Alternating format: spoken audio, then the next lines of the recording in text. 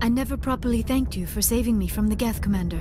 If you hadn't shown up, I'm just glad we got there in time. So am I. I know you took a chance bringing me aboard this ship.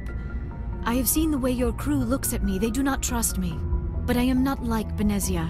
I will do whatever I can to help you stop Saren. I promise. Don't worry, Liara. I trust you. I know you won't let me down. It means a lot to hear you say that, Commander. Thank you. Tell me about yourself, Liara. Me? I am afraid I am not very interesting, Commander. I spend most of my time on remote digs, unearthing mundane items buried in long-forgotten Prothean ruins. You must enjoy something about it. I love my work.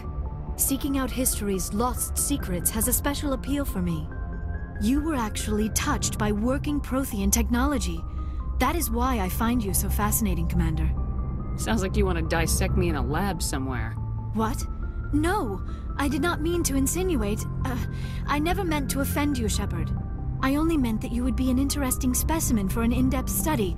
No, that's even worse. Calm down, Liara. I was only joking. Joking? Oh, by the goddess! How could I be so dense? You must think I am a complete and utter fool. Now you know why I prefer to spend my time in the field with data disks and computers. I always seem to say something embarrassing around other people. Please, just pretend this conversation never happened. Do you know why Benezia joined up with Saren? I don't understand it. She was always outspoken about the need for the Asari to become more involved in shaping galactic events. Maybe she thought allying herself with Saren would somehow be for the greater good in the long run. At least I hope so. This hurts you, doesn't it? None of this makes any sense to me. I have not spoken to Benezia in many years, but I know her, and this was not like her. Something changed. I'd like to know more about the Asari. We were the first species to discover the Citadel.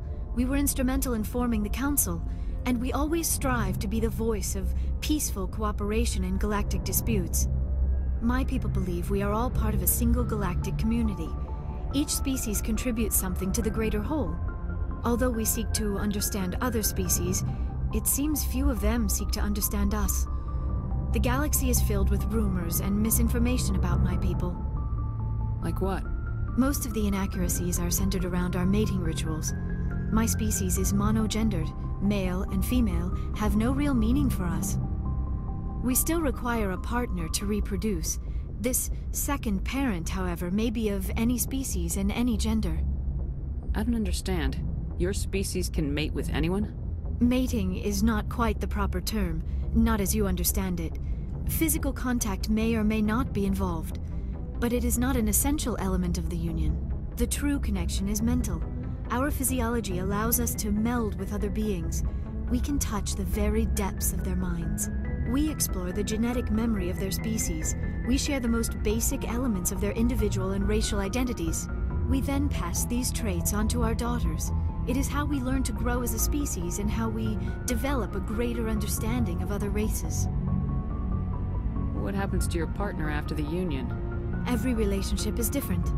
Some unions are a single encounter with both parents parting ways afterwards. Others can be more long-term. Sometimes an Asari and her partner will stay together for many decades. You Asari live for 1,000 years. What happens when your partner dies? Few sapient species live as long as my kind. We have learned to take a philosophical approach to our unions. We do not focus on the inevitable loss of our partners. Instead, we enjoy the time we spend with them. And even after they're gone, a part of them lives on in us. The union is a connection that transcends both time and space. Do you know who Matriarch Benezia chose as her partner? She rarely spoke of her partner. Though I know my father, if you want to use that term, was another Asari. Benezia never told you her partner's name? Union with our own kind is no longer common, not for the purposes of reproduction. Most Asari believe it weakens our species. Asari daughters inherit racial traits from the father species. If both parents are Asari, then nothing has been gained, or so conventional wisdom would hold. I am what is sometimes called a pureblood, though no Asari would ever be cruel enough to say the word to my face. It is a great insult among my people. It is possible Benezia's partner was embarrassed by their union. She may have been too ashamed to publicly acknowledge me as her offspring. How could anyone abandon their own child? I cannot answer that. This is all speculation on my part. It is possible she wanted to be part of my life, but something happened to her before she had the chance. Benezia never spoke of her partner.